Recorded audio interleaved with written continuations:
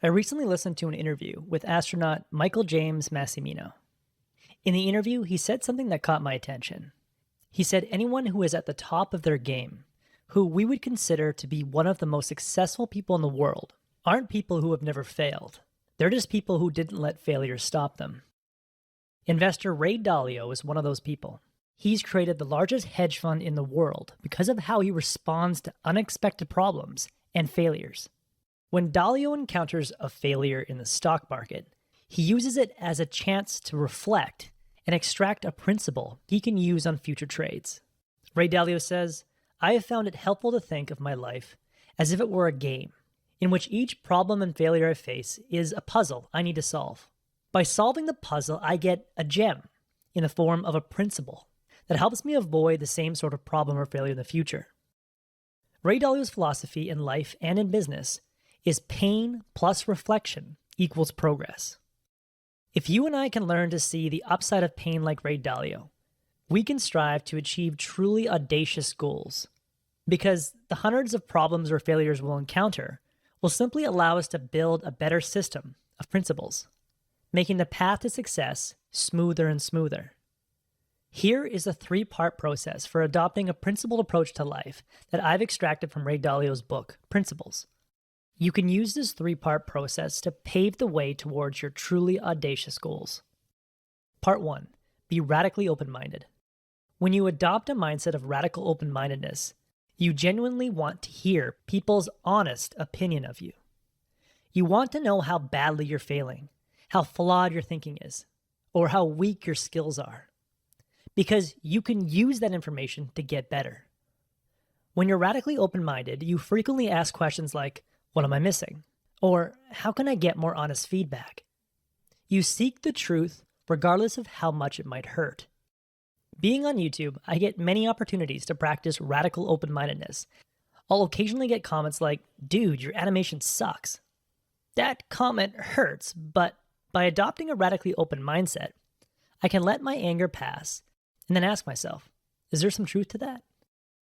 With an open, egoless mindset, I can see that, yeah, I do have room to grow as an animator.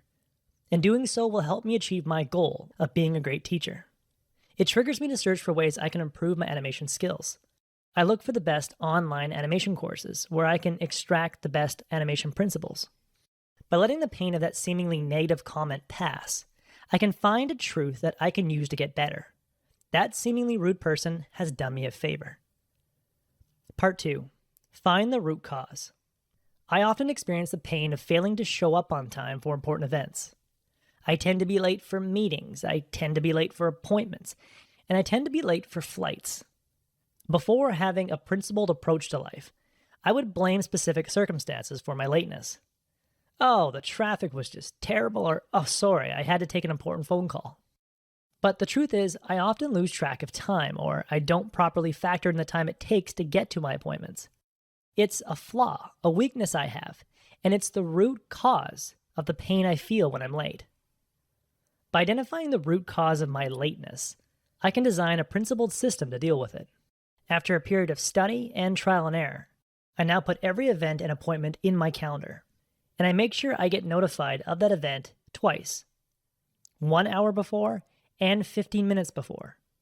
By learning the principle of scheduling every event and appointment, and adding an additional reminder to capture my attention, I found that I've been able to mitigate one of my flaws, and reduce the number of times that I experience the pain that comes from being late. Finding root causes can often be painful because it usually leads to a personal weakness. However, just because you have a weakness doesn't mean you have to simply live with it. Finding a weakness is like finding a leaky pipe in your house. There are a few things you can do to address that pipe. First, you could find or come up with a principled system to work around it, like putting a bucket under the pipe and emptying that bucket once a day. Or you could find the principles to develop the skill of pipe repair by watching a few YouTube videos and trying to fix the pipe yourself. And that way you turn the weakness into a strength.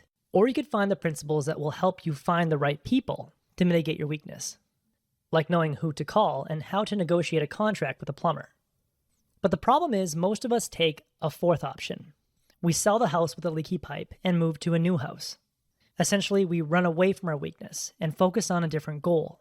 But sure enough, that weakness shows up again, and we still don't have a way to address it.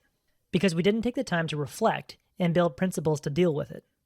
In the long run, it's much more beneficial to take the time and develop a principled approach to deal with your weakness. Part 3. Write your principles down. Ray Dalio says, to be principled means to consistently operate with principles that can be clearly explained. The easiest way to develop principles that you could clearly explain is to write them down and refine them.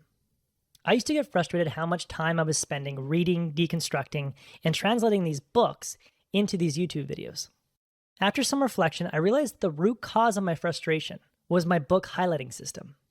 My highlighting system was overwhelming and chaotic. It lacked sound principles. So I took the time and analyzed different highlighting systems that people use and aggregated the best principles to create my own system. Now I highlight sections of a book using different colors. I have colors for stories, analogies, studies and statistics, and great quotes. I rank my highlights inside Kindle and then print them out before writing my script. I've written this system of principles down, along with other principles related to my book summary process, inside a Google document. I find myself referring back to this document routinely. I find that having my principles written down allows me to deconstruct a book faster and faster. In the end, like Ray Dalio, I've learned to see pain as the signal that it's time to reflect and search for a principle that I can use to deal with future problems and avoid future failure. This way, I never let the pain of failure stop me, and I can move forward towards truly audacious goals with confidence because I know that the principles I accumulate will help me to solve more problems I encounter, make better decisions, and be better equipped to deal with setbacks. That was the core message that I gathered from Principles by Ray Dalio. It's a book rich with knowledge, written by one of the most successful people on the planet. I highly recommend it. If you would like a one-page PDF summary of insights that I gathered from this book, just click the link below and I'd be happy to email it to you. If you've already signed up for the free Productivity Game email newsletter, this PDF is sitting in your inbox. As always, thanks for watching and have yourself a productive week.